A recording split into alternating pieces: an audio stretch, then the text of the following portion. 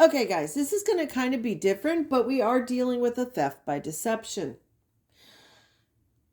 Big Barb has really pissed me off. And there's some reasons why. So Big Barb, makes Native American jewelry, artwork, etc. Has always argued that it is not quote unquote authentic. And that's why she doesn't want you to tell who made it, as we've seen in many clips that she and Wolf have done. So that put red flags up in my head when I first saw it a long time ago. So currently, Barb has gotten into diamond art, a relatively recent trend, as we've noticed on our friends at TikTok. And Barb is claiming that she's been doing it for years, though I have never seen her do it. Her shaking has always been too bad. Her health has always been too bad. She's always done epoxy, wind chime epoxy, and all that stuff. But ceramics even. But now we're in diamond art, but she's been doing it for years. Okay, maybe I missed it, whatever. But she's going to be auctioning these pieces and selling them, which I find odd. Isn't the fun of diamond art doing it?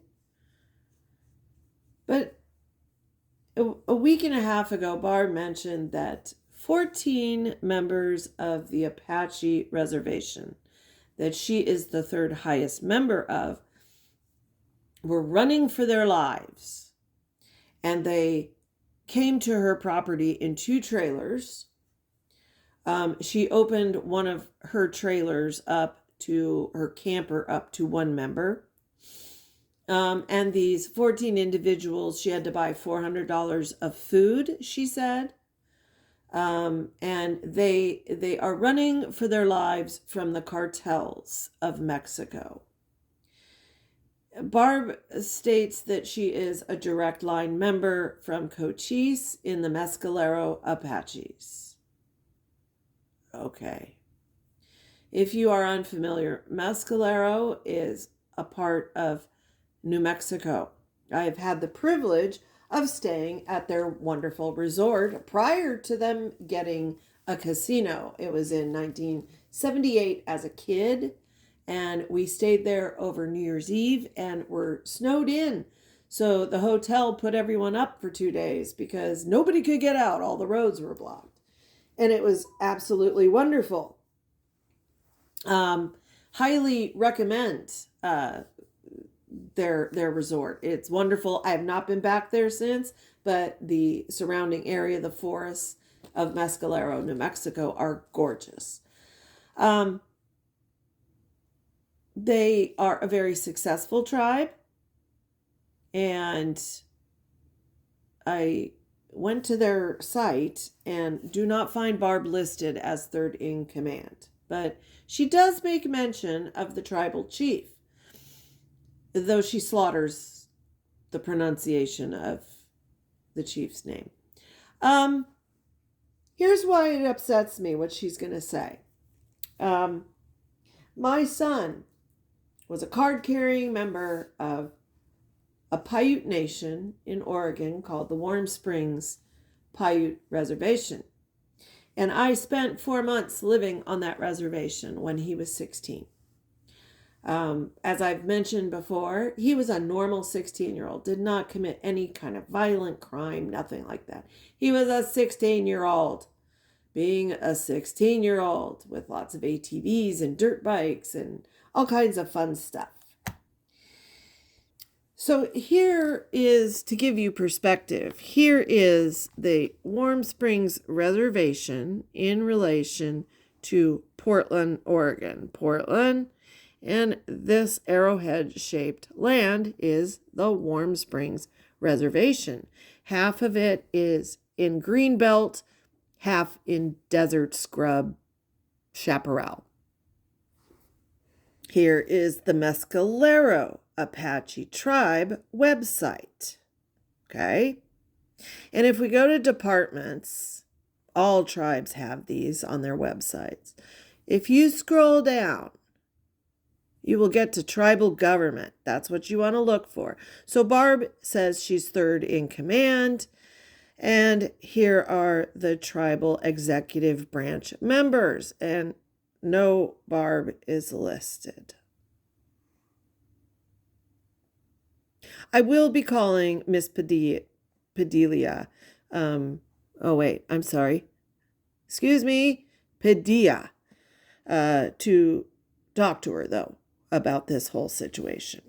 Nowhere on their website does it say any tribal members are running for their lives, have gone to Louisiana, Arkansas, Oklahoma.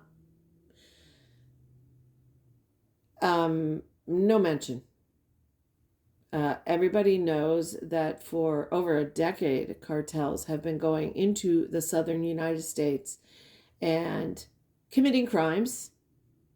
And some of those crimes are committed on tribal lands of various tribes and also American citizens' lands.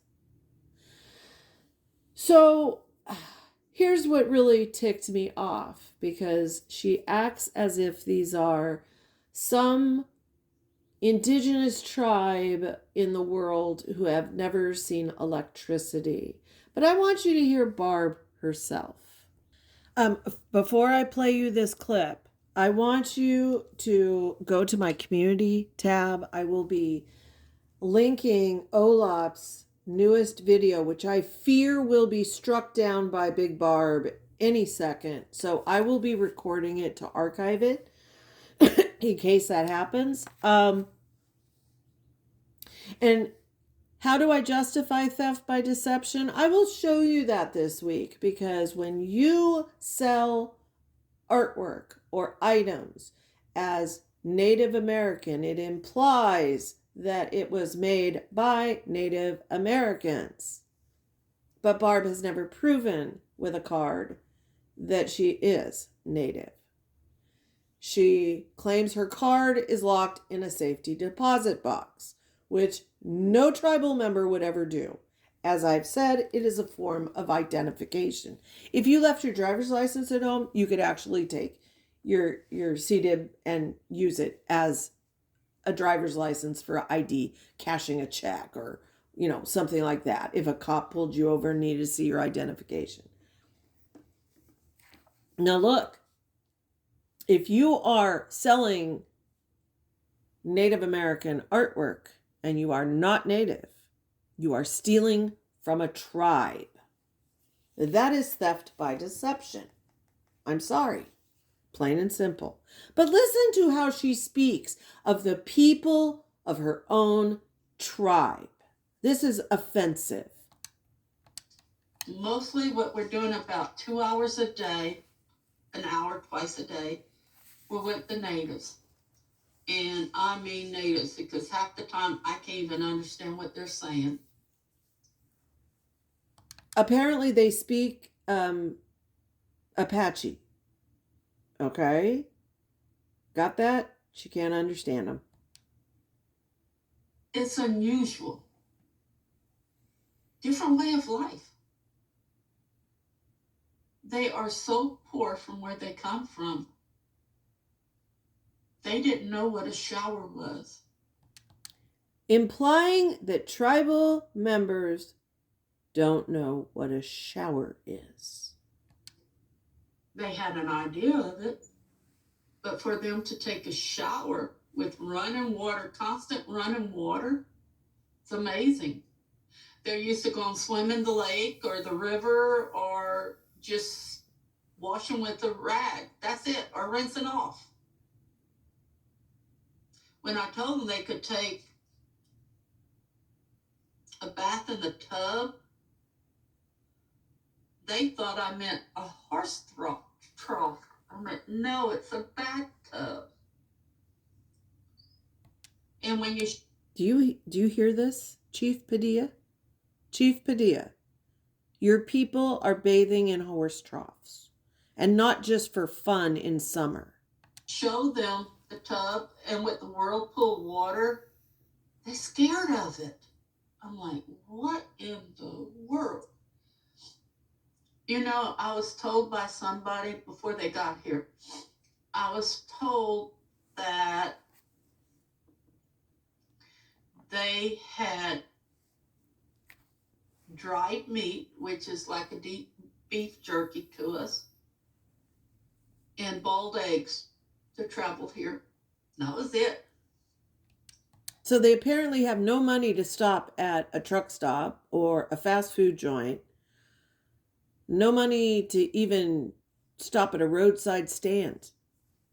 Just beef jerky, dried meat, and boiled eggs. The eggs came from the chicken that they were raising and stuff. And then it got to where the cartel and everybody else was stealing the chickens, and they winded up not. So I told Wolf, I said, take a dozen and a half an egg, boil them, and we'll send them. You know, and we did, and that's what they've been eating. But we also had chicken, seafood, and they're not too much into seafood. They don't get that there. Now, fish, if it's in the river and the lake, they got to travel miles and miles and miles to get to there to go fishing. They don't use a fishing pole. They'll take their fishing line, something like what I use on my dream catchers. They'll put a hook on the end. They'll tie a rock some way to make it go down. Not a big one, just a little one. They put the bait on it, and they can actually feel when it tugs, and they pull like this. That's what I was being explained. Talk about a simple life. But it's being ruined by the cartel and everything going on over there. So, even though they own a huge casino, they have no running water and they have no fishing poles and can't take a bath and live on dried meat and boiled eggs. Do you know that there's at least 2 men every night? They sleep during the day and they stay up at night to watch for the hate groups, for the gangs and stuff. How would you like to live like that? I don't think. Hate groups. Hate groups. In New Mexico, anti-Apache hate groups. I think I could. It's a way of life for them. Traveling miles and miles and miles just to get drinking water. They use outhouses. Some of them do have plumbing and stuff. It depends on what part of the reservation you have. And some of them, they have these cards that they can go to the casinos in certain places, and they can get 1 meal a day. Most. What a tribe. Doesn't provide for their people that are hungry. Just 1 meal a day. That's it. I've never heard of a tribe like that, but okay. Some of them are very, very skinny.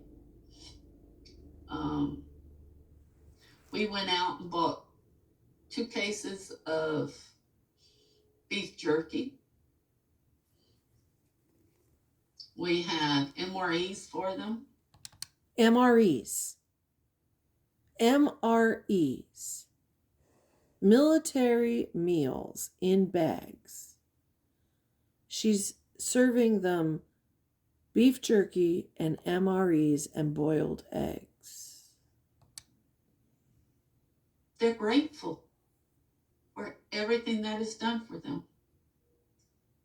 Some of the people up in the Choctaw Nation, where they had stopped at for a couple of days, they had vehicle trouble, actually gave them sleeping bags and mosquito nettings. They're not used to that many mosquitoes over there. They said it's like a swarm of bees trying to attack you all the time.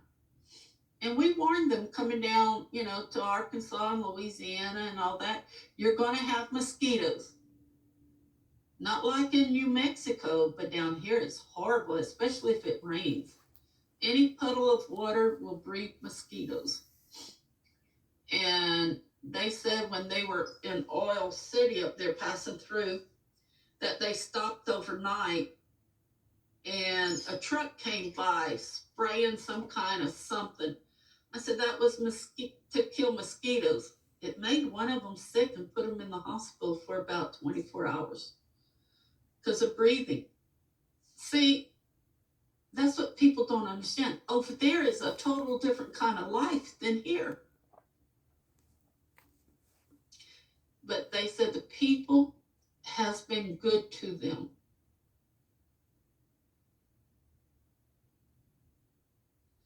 And that's what's good.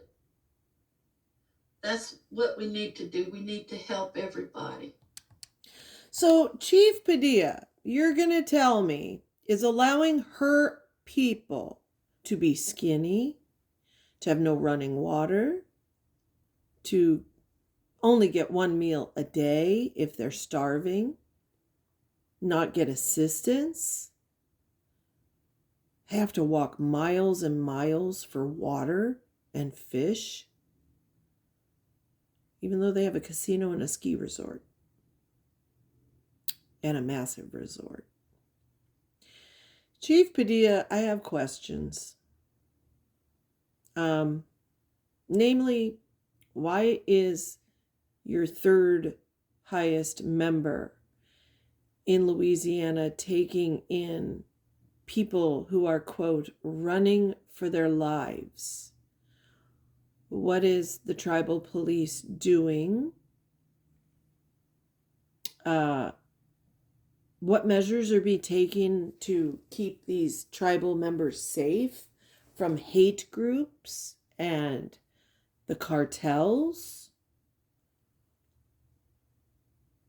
And what assistance is there for these, quote, skinny people who have outhouses and don't know what a mosquito is? I'm interested. I have the feeling Chief Padilla will give us some insight. More on that later. Please watch Olap's latest